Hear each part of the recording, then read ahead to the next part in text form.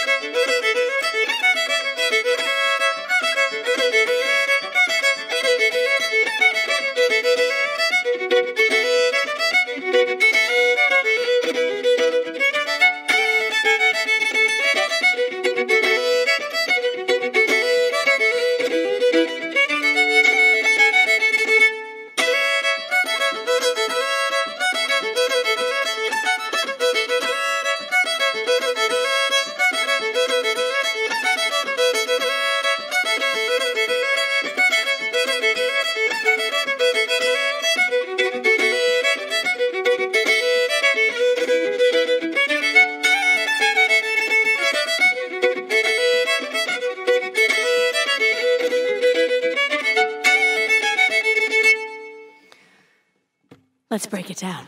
What do you say? So I mentioned that it's in the key of A. I will get rid of all my extra drone strings for a minute while I teach you the melody, and then I'll bring those back in. So it starts on the A string, is the first phrase.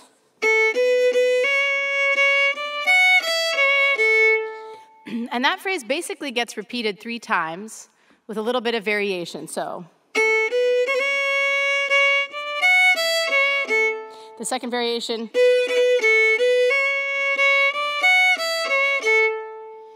So let's put those 2 phrases together.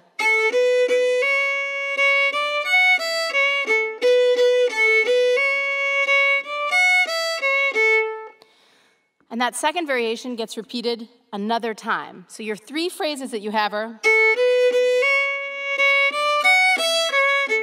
second phrase, third. Starts like that, and then so that third phrase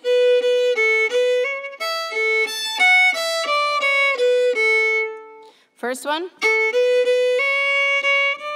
second, third.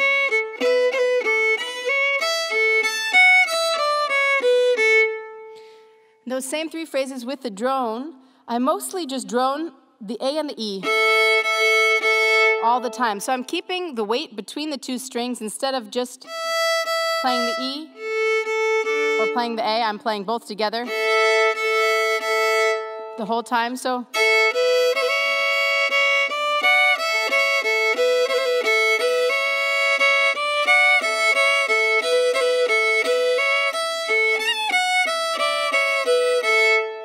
and what that works out to being is sometimes you're playing an open E while you play notes on the A string, and sometimes you're playing an open A while you're playing notes on the E string. But I like to think of it, just kind of get your bow going in between. And this is the rhythm. Down, up, down, up, down, up, down, up.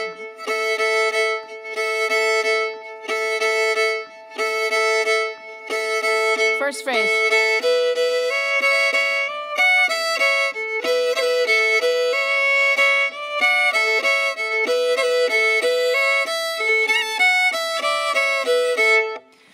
That's basically the whole A part. So I'm going to go back one more time and make sure we have all the phrases.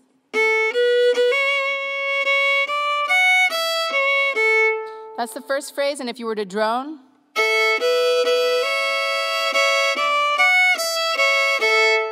the second phrase,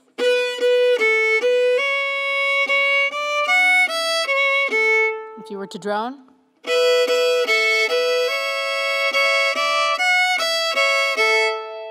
the third phrase,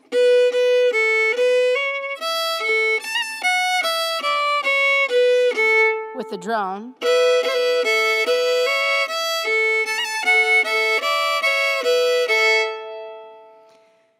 and to get the A part, we repeat those three phrases 3 times. So it's like this, without the drone.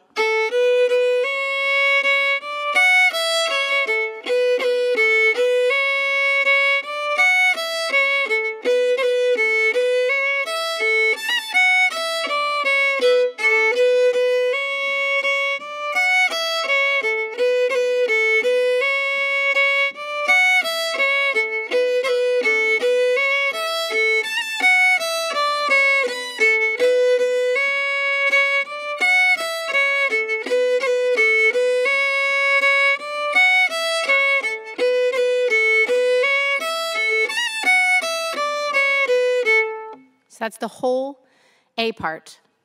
I'll do it again with the drone. So we have.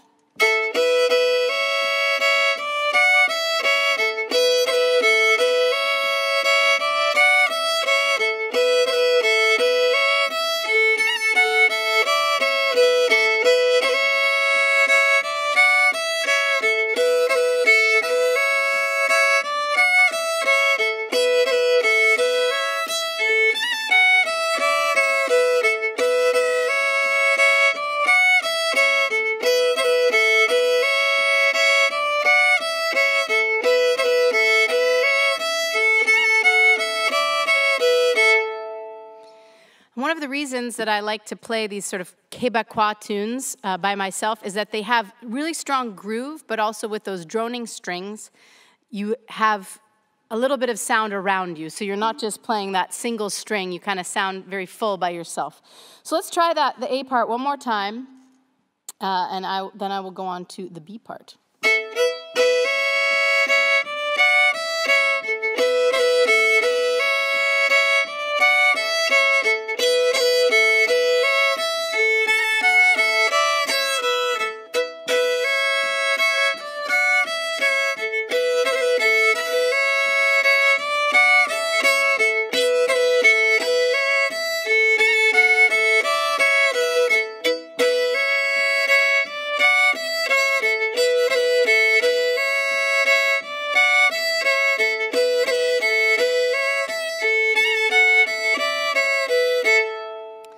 So that's the A part, and obviously it would be done faster. And basically all of the, or not all, of course there are various types of rhythms that they play in Québécois music, but there are a lot of these sort of odd metered tunes or crooked tunes. They're not really odd metered. They all are divisible by bum bum bum, bum bum bum, bum bum bum, bum bum bum. And this one is, I'm not actually, an experienced foot tapper in the Quebecois style, but the tune can be divided by these.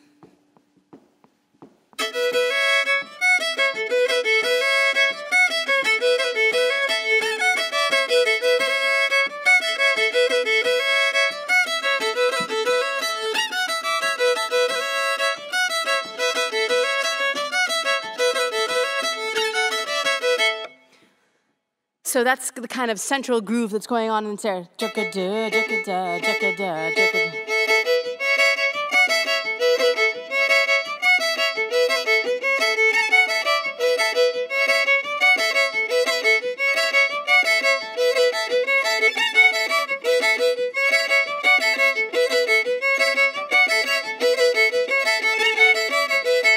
So if you get your bow going, up, down, up, up, down, up, up, down, up, up, down, up, up, down, up.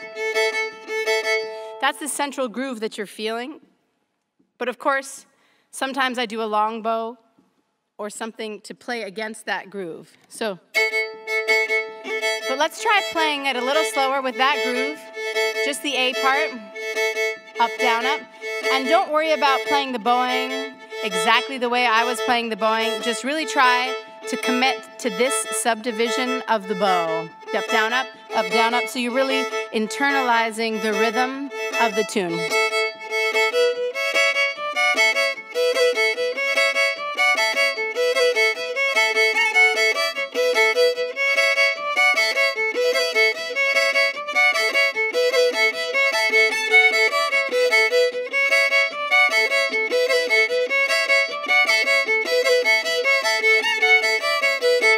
Let's try that one more time. Up, down, up, up, down, up, up, down, up, up, down, up, up, down, up, up, down, up, up.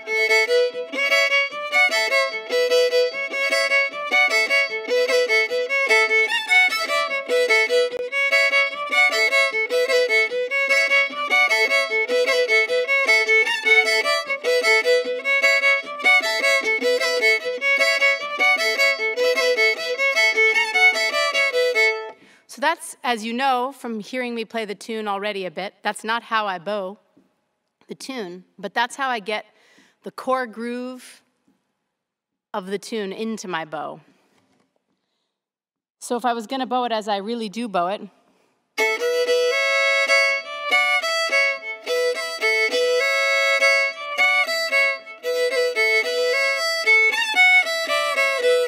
I have that one long pull.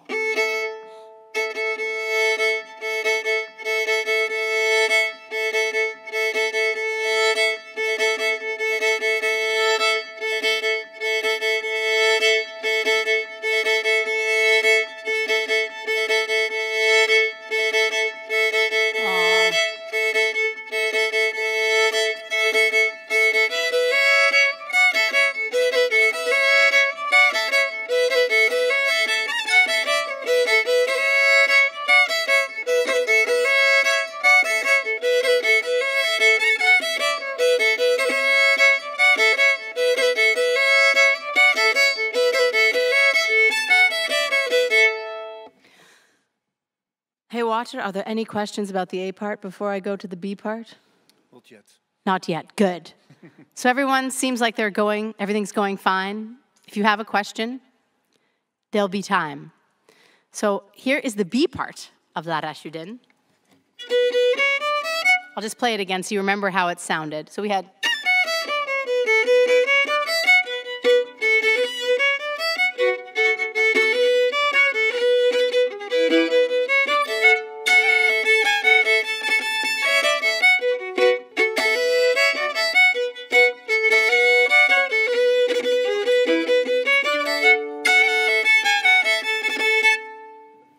And the B part just happens twice like that. It starts here on a first finger on the A string on a B note. Again, I'll remove those drones so we can just hear the melody, and I'll bring the drones back.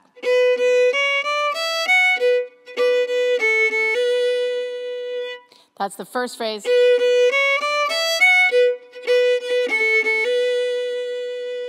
One more time.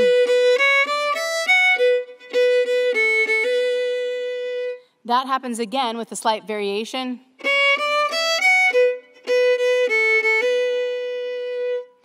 So those two together are.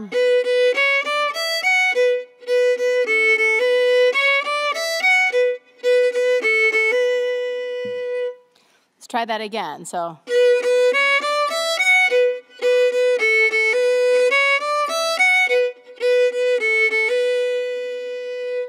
And then we're going to have a little ending on that. That little ending. So listening.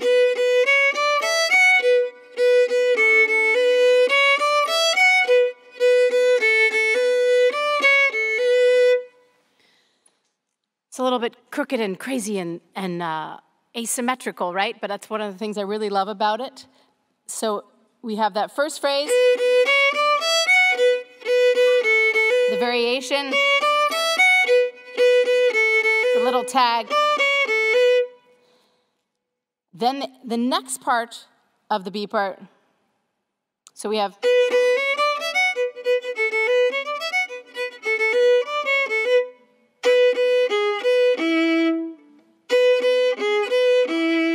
Which sort of outlines a bit of an E major chord.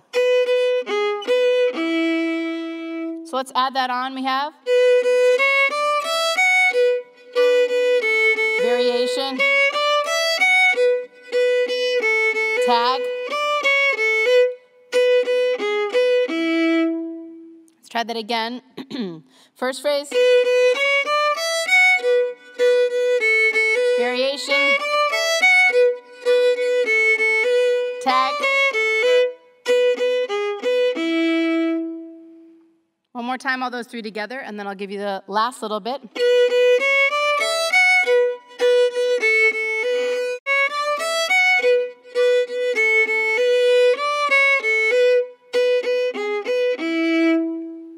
The last little bit. So it starts the same.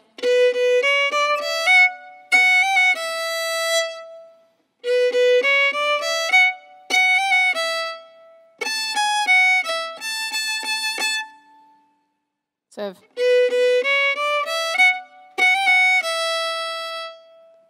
and then, so we have the first phrase, then the variation, the tag, then E chord,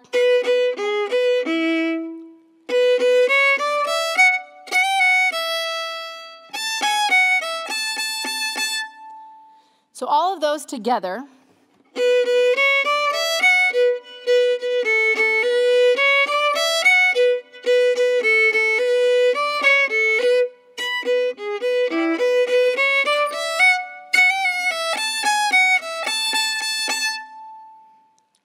yeah, let's try that again.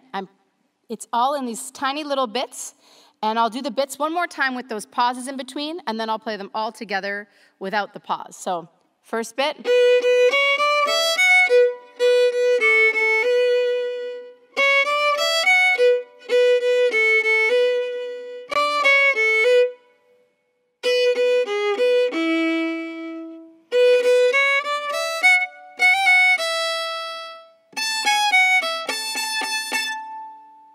And then in rhythm.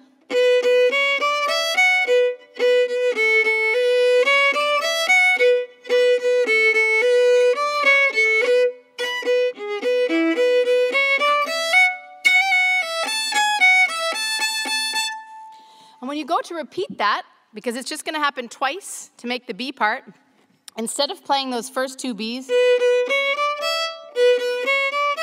after, you're just going to start.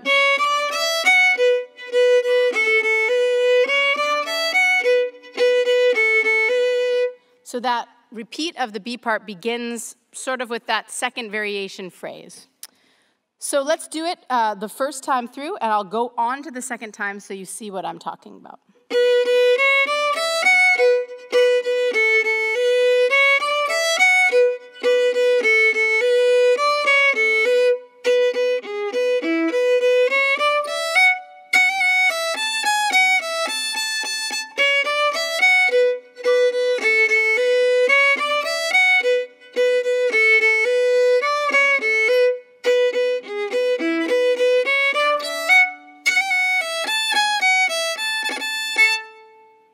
go back to the A part from there. So let's do that one more time just like that, and then I'll add in those drones.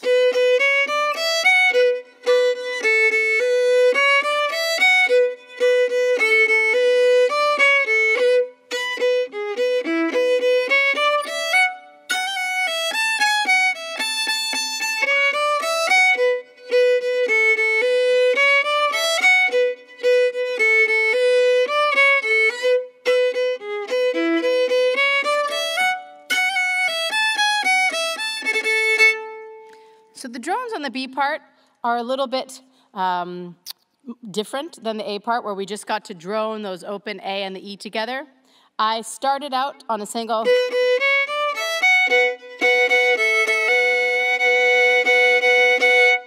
And now I'm just kind of doing that same thing where I'm playing the A and the E string together, but there my first finger is on both strings, barring.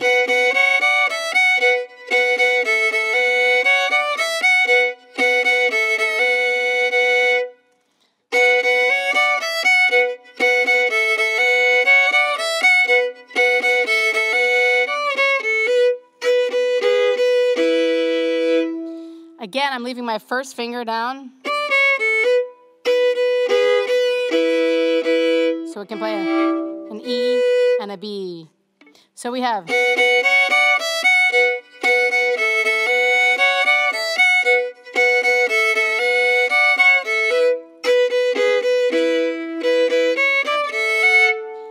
And now we have an open A.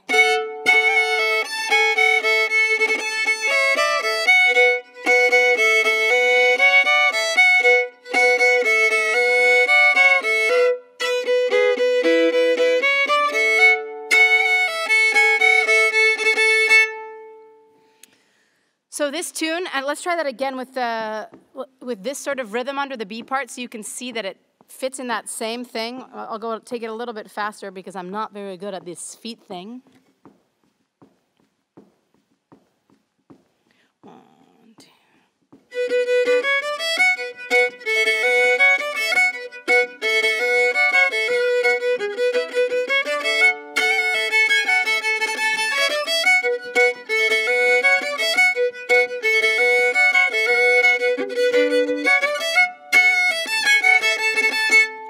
Just so you can get the sense of the shape of the tune. So let's try the whole tune. And I'm going to stop doing the feet and leave that to experienced foot tappers from Quebec.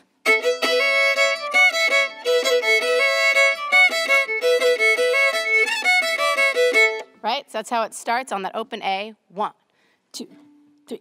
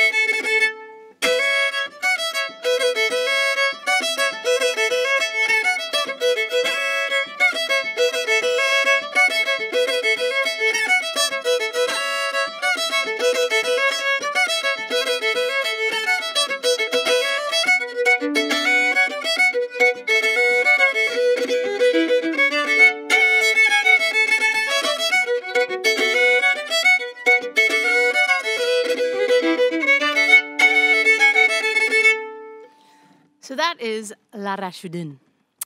And it can be played in an alternate tuning, A-E, A-E. I am going to teach you a tune that is also in AE, and maybe right at the end we can try playing this tune, La Rachudin, also in AE. So I just taught that in standard tuning because normally in a jam session in Quebec, you'd be in standard tuning, GD, AE. I didn't mention at the very beginning, but I'm playing a 5-string fiddle, so for those of you following along, like, what is that extra string? It's a C string. But now I'm going to teach you an old-time Appalachian fiddle tune called Greasy Coat, which is one of my favorite all-time fiddle tunes. And I do play that in AE fiddle tuning. So you'll want to tune your G string up to an A and your D string up to an E. And just a little tip, when I tune for AE, I actually tune this E string down here a little high because it tends to fall while I play it. And when it gets too low, it sounds awful. So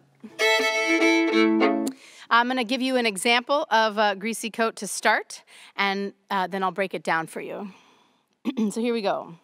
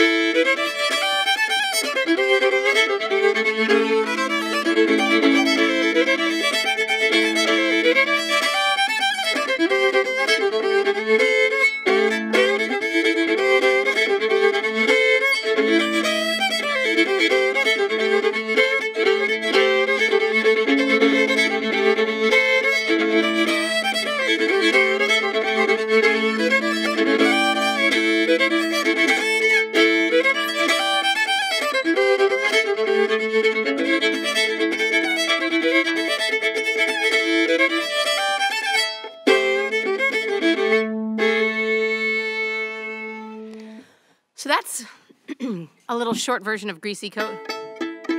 I'll check my strings again. And now I'll break it down. So I love playing this tune at a jam session, old-time sessions. You will have banjos and fiddles and guitars, mandolins, basses. And when you go to a cross-tuning like this, you're actually going to stay in that key, in this case in the key of A, until everyone gets kind of sick of playing in the key of A. So you'll play a bunch of different tunes in the key of A, mostly because once everybody switches to this tuning, especially with the banjos and the fiddles, tuning their strings up to match these ringing strings, you don't want to have to keep doing that all the time. So it's good if you learn one tune in a key to try to collect quite a few others. Find a bunch of versions of different tunes in this same tuning so you can play in this tuning for a while with your pals. Whenever we're allowed to play with pals again. Okay. So we have the basic melody.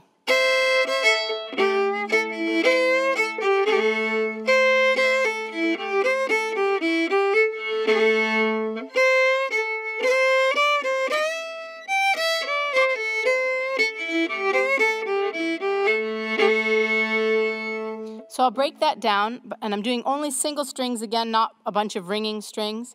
But if you've never played in a cross-tuning before, it'll take you a second to realize that your finger is going to have to change whenever you're dealing with this relationship of what used to be your A and your D string, that's now your A and your E string.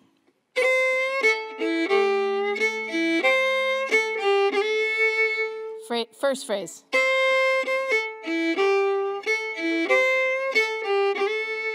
One more time.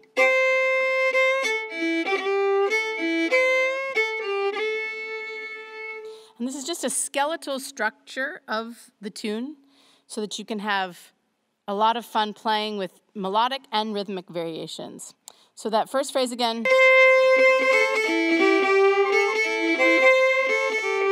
Second phrase is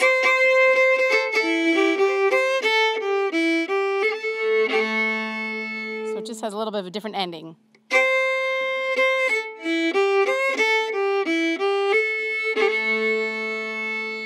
One more time on that second phrase.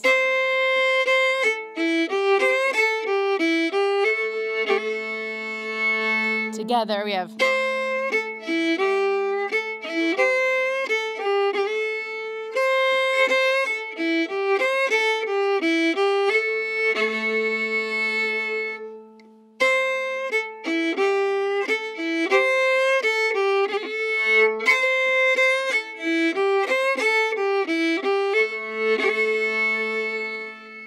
Let's play that one more time. I have.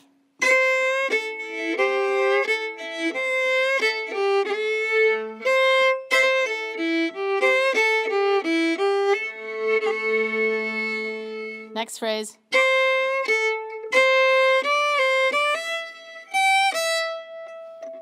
Again.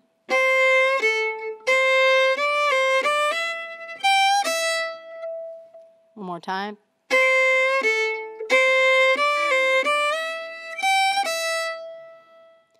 And the last phrase.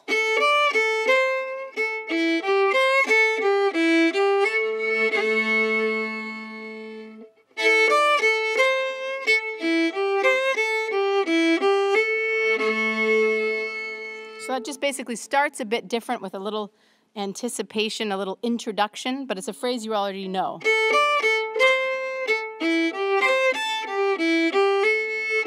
So we have.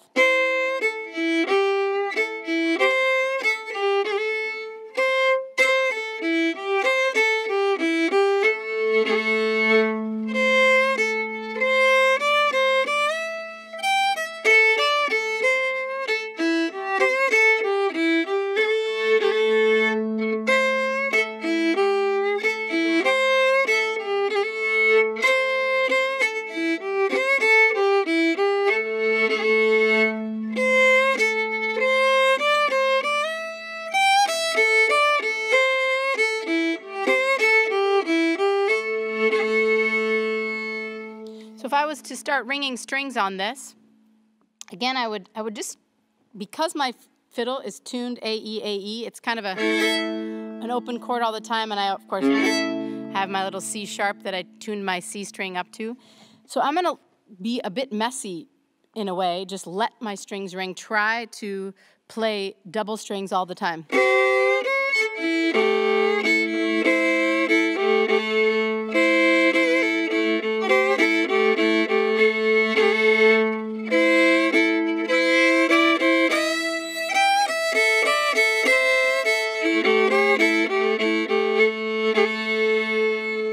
You could choose to play the string below, the string that you have a finger pressed down on, or the string above. So if we did it with the string above, we'd have.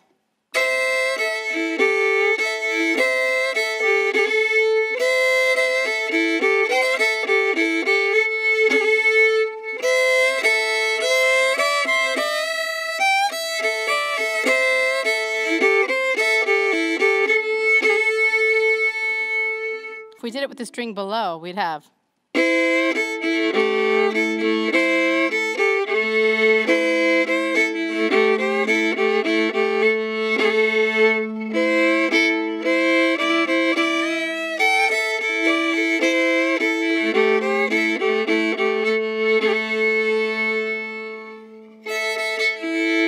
You can also do it where you press two strings down at the same time. So in this case, I'm going to use that second finger on those two middle strings.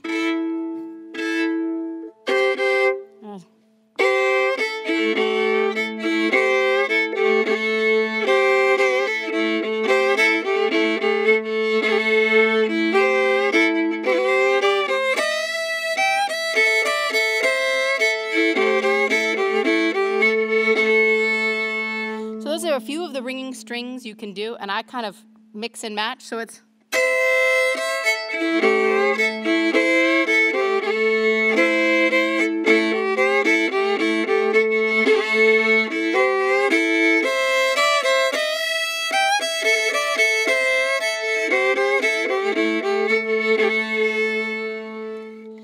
So that's some of the variation you can choose to do. Let's do the B part to make sure we get this whole tune, and you can play with it more at home. So the B part, I'll just play for one time for you to get it back in your ear.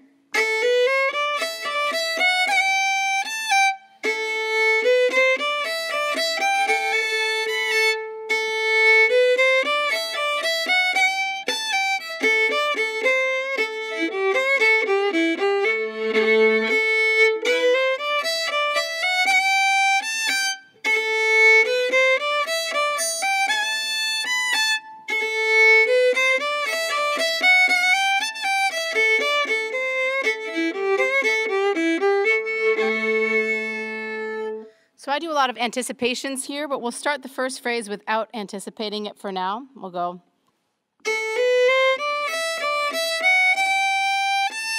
So it's basically just a scale up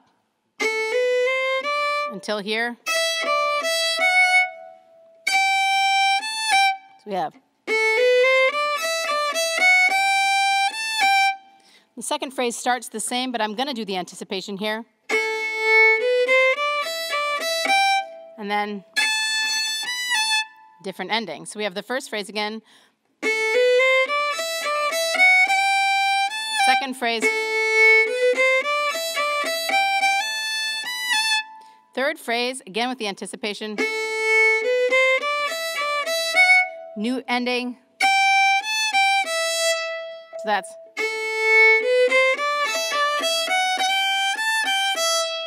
So let's try those three phrases. First one without the anticipation.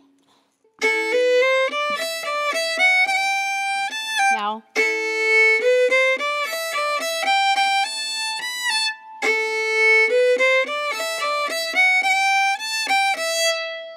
Let's do that one more time, and then we'll give you the last phrase. So we have without the anticipation.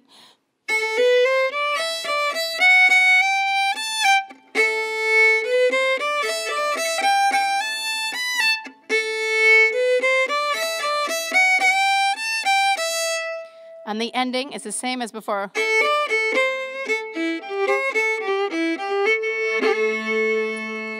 So we have.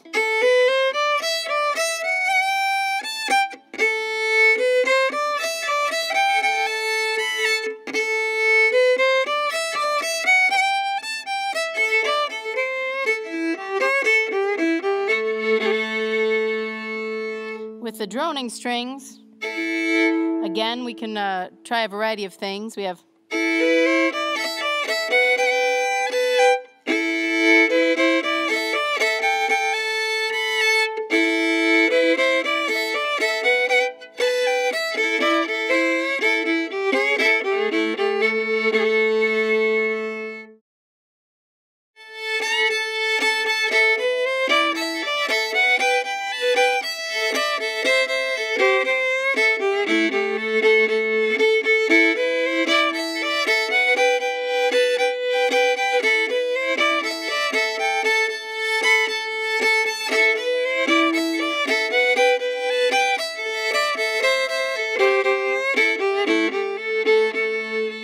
Just like with Laura Cortese, I don't do that exact groove the whole time, but that's sort of the core rhythm that I'm playing that's inside my body while I play the tune. So now I'll play it without being so strict with that groove, but I'll start off with that groove. Down, up, down, up, down, up, 1, 2, 3, 1, 2, 3, 1.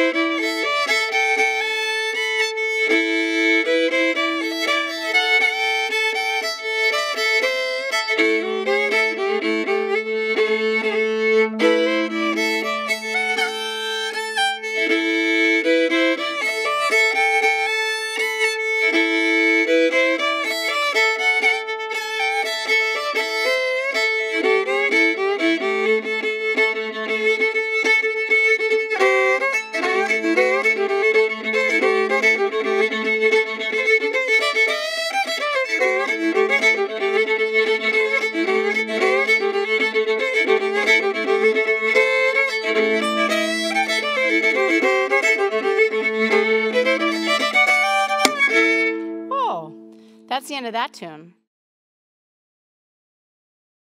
Ah, yes, so that's one I was just playing. It's called Greasy Coat.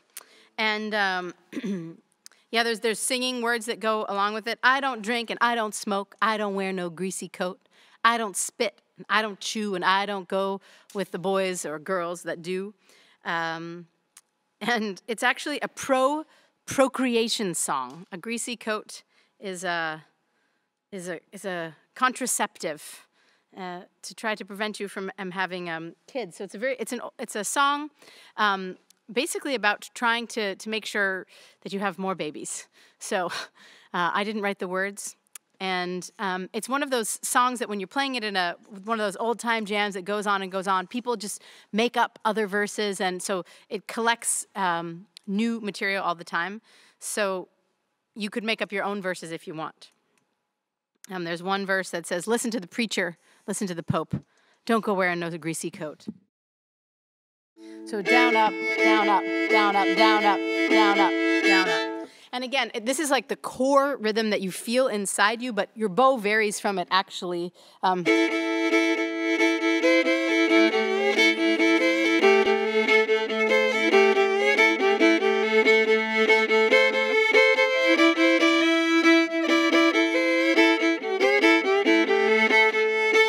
up, down, up, down, up, down, up, down, up.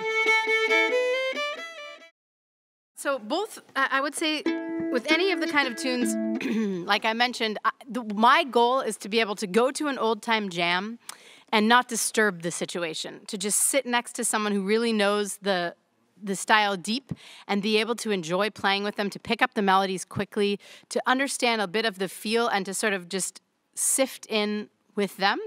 So the best thing to do is to listen to a lot of music. There's quite a few field recordings actually available on Spotify and other streaming platforms. If you look for old fiddlers like Tommy Jarrell, and there are, I'm certain there are Facebook groups and all sorts of places where you could find a lot of great source recordings. The Smithsonian has a great musical library of old field recordings, and in Quebec, there's a similar wealth of field recordings of old Quebecois players, and this tune in particular, Laura Cortese.